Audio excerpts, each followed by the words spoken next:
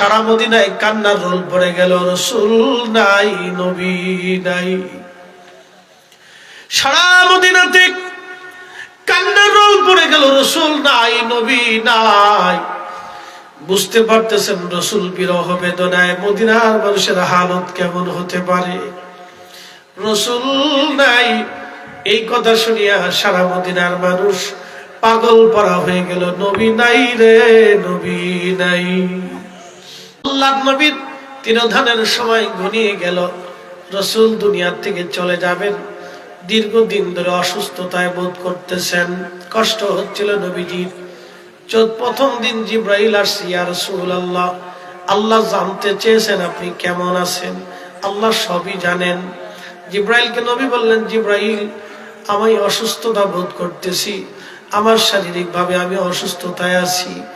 জিবরাইল চলে গেলেন। দ্বিতীয় দিন আবার আসছে, হুজুর আল্লাহ পাঠিয়েছেন আপনার খোঁজ নেওয়ার জন্য, হুজুর আপনি কেমন আছেন। জিবরাইলকে নবী বললেন, জিবরাইল আমি অসুস্থ আছি, ভালো লাগে না, অসুস্থতা বোধ হয়, খারাপ লাগে। জিবরাইল চলে গেলেন।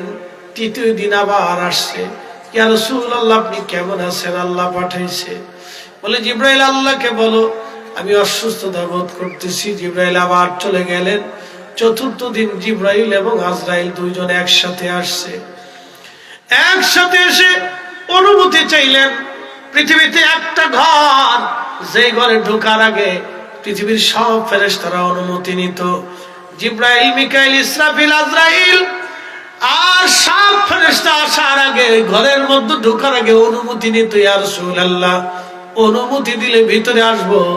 আল্লাহর নবী অনুমতি দিলে এরা ঢুকতো, নতুবা ঢোকার সাহস কারো ছিল না। তিনি আমাদের নবী, তিনি আমাদের নবী,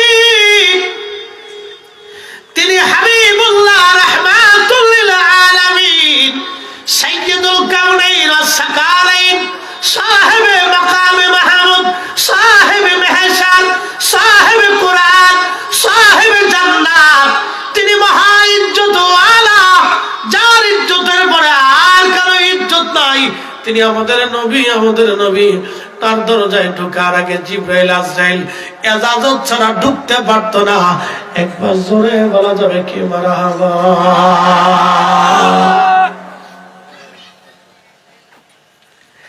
জিবরাইল অনুমতি চাইল, নবীজি অনুমতি দিলেন।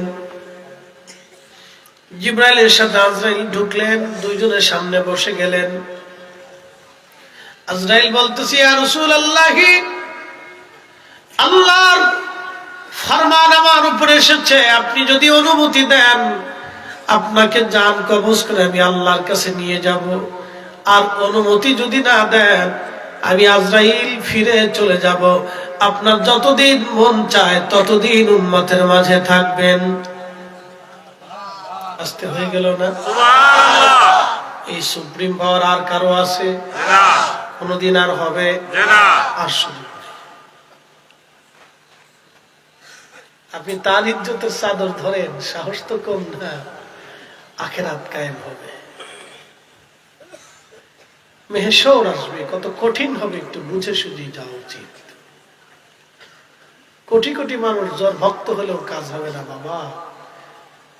আল্লাহ রাসূল বলছেন উম্মত মেহশরের 3 জায়গায় মা সন্তানকে ভুলে যাবে। আমার দিকে তাকা, মেহশরে 3 জায়গায় মা সন্তান ভুলে যাবে। আর ভক্ত তো ওটা পরের কথা।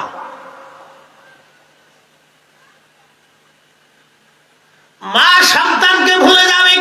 এবার বুঝতে পারতেছেন পৃথিবীর সবাই সন্তানকে ভুললো, মা ভুলে না।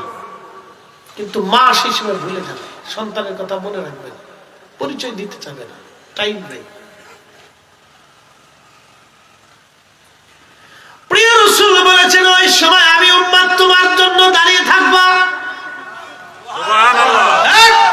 একসাথে বলেন না ইয়া রাসূলুল্লাহ। প্রিয় নবী বলেন উম্মত আমি সেই সময় তোমার জন্য দাঁড়ানো থাকবো। ওইখানে মিজানের পাল্লায় মা সন্তান ভুলে যাবে, কিন্তু আমি নবী তোমাকে ভুলবো না। আমাদের সেই নবী মেহশরটা কত কঠিন হবে বুঝেন। এই জন্য রাসূল ছাড়া আমাদের আর কোনো রাস্তা নাই। জিবরাইল ডেকে বলে, হুজুর আল্লাহ জানিয়েছেন, আল্লাহর ফরমান এরকম, আজরাইলের জন্য আপনি অনুমতি দিলে নিয়ে যাওয়া হবে, না হলে সে চলে যাবে।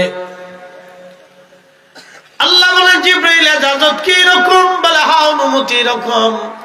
তবে ইয়া রাসূলুল্লাহ, আপনার মাশুক, আপনার মাওলা আপনার অপেক্ষায় আগ্রহী হয়ে আছে, আপনার মাবুদ আপনার অপেক্ষায় আগ্রহী হয়ে আছে। তখন আল্লাহ নবী ডাক দিলেন, জিবরাইল আর দেরি করো না, আমাকে নিয়ে চলো, আমি রব্বে কারীমের দরবারে চলে যাব, আর দুনিয়াতে আমি থাকতে চাই না। চিৎকার করে জোরে বলেন না মারহাবা। আল্লাহর জিবরাইল আজরাইল আল্লাহর নবীকে সম্মানের সাথে নিয়ে চলে গেলেন। আহা, 3 দিন পর্যন্ত মদিনার মানুষের খাওয়া দাওয়া রান্না বান্না সব বন্ধ হয়ে গেল। মদিনার কোন বাড়িতে 3 দিন পর্যন্ত চুলায় আগুন জ্বলে নাই। মদিনার ছোট্ট বাচ্চাটা, মায়ের কোলে যে বাচ্চা দুধ খায়, সে বাচ্চাটাও দুধ খাওয়া বন্ধ করে দিল। নবীর বাড়ি একটা উট ছিল, উটের নাম কাসওয়া। যে উটের পিঠে চড়ে চড়ে আবার রাসূল হিজরত করতেন, সফর করতেন। এই কাসওয়া উট বিরহ বেদনা সহ্য করতে না পেরে এই উট 3 দিন পর্যন্ত একাধারে কেঁদেছিল মানুষের মতো। এই উটটাকে কেউ পানি পান করাইতে পারে নাই, কোনো খাবার খাওয়াইতে পারে নাই। 3 দিন এই উট খাওয়া দাওয়া বন্ধ করে শুধু কেঁদেছিল, বিরহ বেদনা, বিরহ বেদনা। 3 দিন পরে সহ্য করতে না পারে উট দৌড়াইয়া একটা কুয়ার মধ্যে ঝাঁপায় পড়ে আত্মাহুতি দিয়ে আল্লাহর দরবারে চলে গেল। নবীজি বলেছেন, আমার কাসওয়াকে কিয়ামতের ময়দানে আমি নবীজি আমার কাসওয়ার পিঠে চড়িয়া, আমি আমার রাসূল, আমি নবী আমার কাসওয়াকে নিয়ে আমি জান্নাতে আগে চলে যাব। সুবহানাল্লাহ।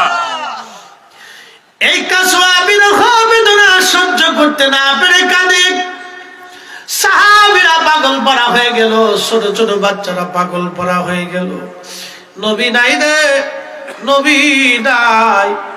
বেলাল রাদিয়াল্লাহু আনহু পাগল পড়া হয়ে আযান বন্ধ করে দিলেন।